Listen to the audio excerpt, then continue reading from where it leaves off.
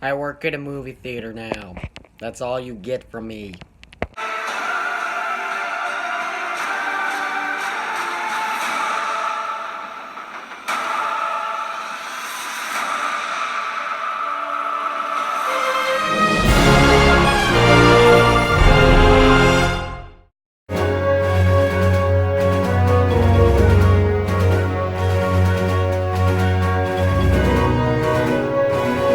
Honestly, I've said it before and I'll say it again.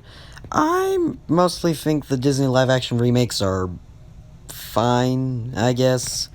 There's three of them I enjoyed, which were Jungle Book, Christopher Robin, and Beauty and the Beast, in that order. And so it wasn't really a surprise to me when I thought Aladdin was fine. Okay, scratch that. It's good, but most of it is just fine. What do I mean? Well, for every good thing, there was just kind of a bad thing. Just to kind of balance it out, if that makes any sense.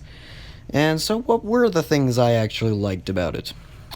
I thought the cast, for the most part, was great. I thought Jafar was just boring, but I have a lot of problems with Jafar.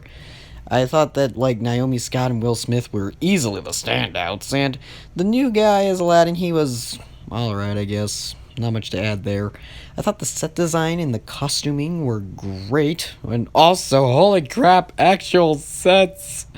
Where has this been my whole life? Yeah. And that's really it. I thought the musical numbers were great, so there's that as well, but what do I have to say? Okay, let's talk about the stupid other nation subplot.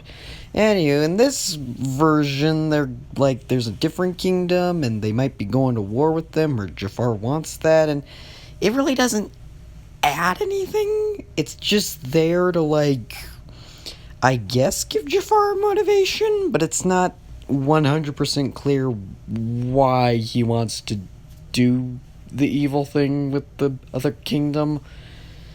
I feel like that could have been cleared up a way more. Then again, Jafar just flat out sucks. That was my biggest fear ever since the trailers they dropped.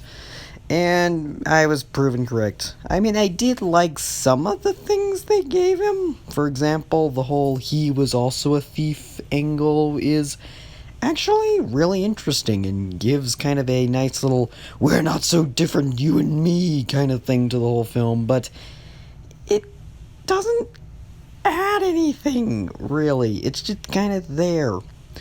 Also, the third act is so long. They have a musical number in there, and while it's great because she pretty much Thanos snaps everyone. I'm talking about Princess Jasmine, if you're wondering. But then it turns into like this action scene with the carpet that's cool, but it also drags it out. Yeah, it just drags out by the third act, and I was just kind of done. But I did have some fun in it, so that's more than I can say were my initial thoughts on it. So I'll give it a like reaction there. Anywho, on to Godzilla. Alright, I'm just gonna say it right now. I am indeed a Godzilla fan in a very, very casual sense. I've seen some of the original movies. I saw the last 40 minutes of the 2014 one. Apparently, that's all that counts. And I did see Kong Skull Island, which was amazing, even if the human characters were literally just playing themselves. Although there was only one character I actually loved, and that was Captain Earl Cole. You know, the guy who self-sacrificed himself uselessly. I loved that guy. He was amazing. He just didn't even react to Kong at all. Rest in peace, Captain Cole. You'll be missed. Anywho, now we're with Godzilla, King of the Monsters. A big blowout battle between Godzilla, King Ghidorah, Rodan, and Mothra. Very huge fan favorite kaiju. That's really it. It's just a giant monster movie to go see. I mean, there is a human plot, but it's... yeah, it's boring. Anywho, it's basically that like the government wants to kill all the monsters, but like this like universe's like shield monarch, I think they're called, basically like, no, there's some good ones, and then there's just eco terrorists, which actually is a terrifying concept.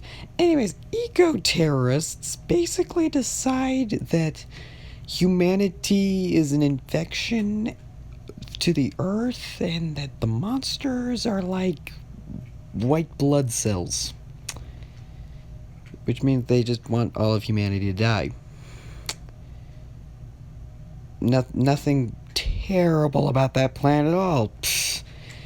But anyways, they activate King Ghidorah, and he basically starts going on a rampage.